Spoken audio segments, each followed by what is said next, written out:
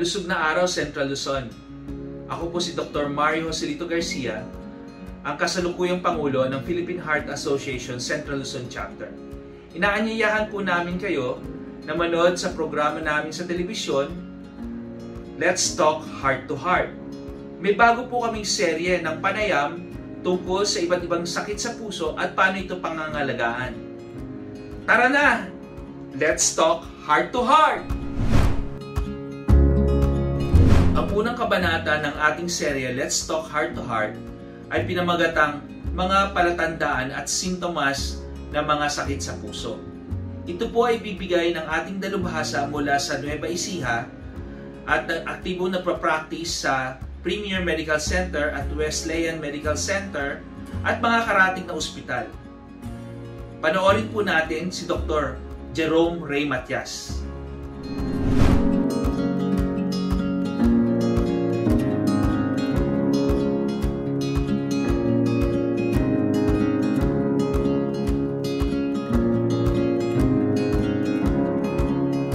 Today, our topic will be signs and symptoms of heart diseases, mga senyales at simptomas ng sakit sa puso.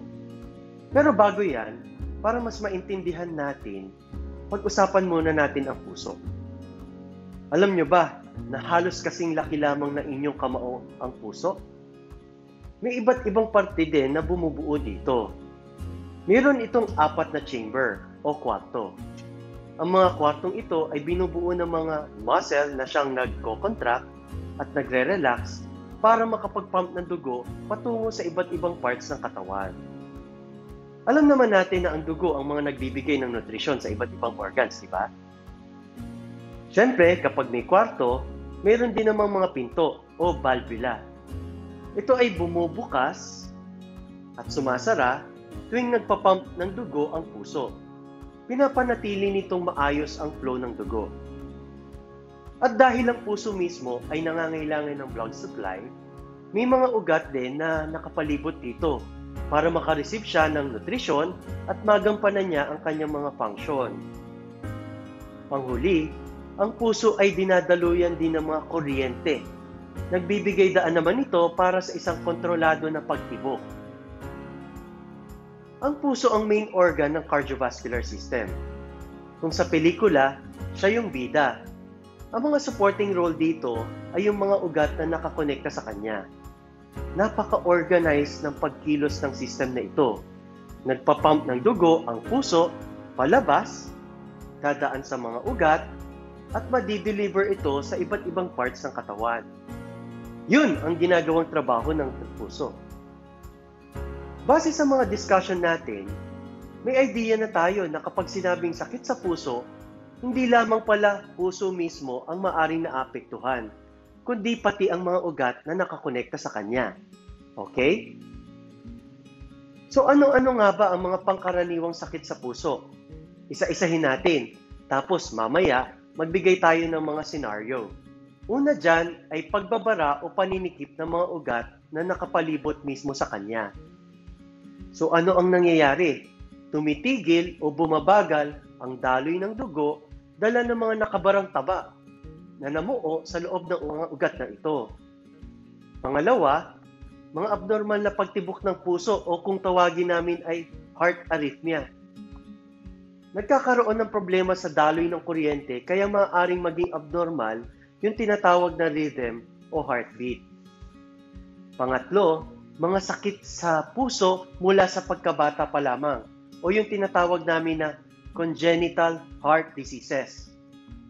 Ilan sa mga halimbawa niyan ay kung may butas sa isang kwarto ng puso, maliit yung mga pintuan, o may mga maling koneksyon na daluyan ng dugo. Pang-apat, mga sakit sa valvula ng puso. Kung naaalala nyo, yung mga valvula, yung mga pintuan ng kwarto ng puso.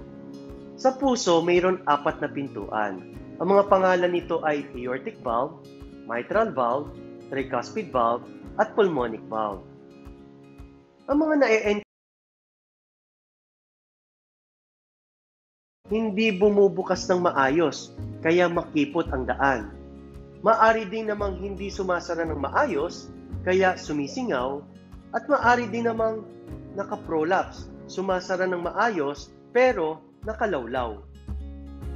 Panglima, mga sakit ng mismong muscle ng puso o yung mismong kwarto o yung nagko-contract at nagre-relax.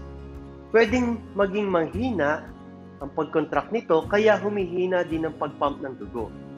Minsan naman, lalo na sa mga matatanda, nagiging stiff o tumitigas ang mga muscle kaya hindi ito makarelax ng mabuti. Ang mga kondisyon na ito ay maaaring humantong sa heart failure. Pero pag sinabing heart failure, hindi naman ibig sabihin agad nito na palyado o hindi na gumagana ang puso. Pwedeng hindi lamang ito nagpa-function tulad ng dati. At panghuli, mga impeksyon sa puso. Nangyayari ito kapag ang mga mikrobyo tulad ng bacteria, virus, amag, parasite o kahit mga kemikal ay nakapasok sa circulation ng dugo at kumapit sa mga parte ng puso at nagdulot ng damage. Saan ba pwedeng manggaling ang mga mikrobyong ito? Pwede sa mga bulok ng ngipin o mga dental procedures, mga infected na sugat sa balat, sexually transmitted na sakit, o yung mga nagsasaksak ng bawal na gamot sa kanilang katawan. Take note, rare naman ito o hindi madalas mangyari. Pero kung mangyari man ito, pwedeng ikamatay ng pasyente kapag hindi ka agad na agapan. So, yan yung mga pangkaraniwang sakit sa puso. Tandaan nyo ha, kasi mamaya pag-uusapan naman natin yung mga simptomas na dala ng mga sakit na to.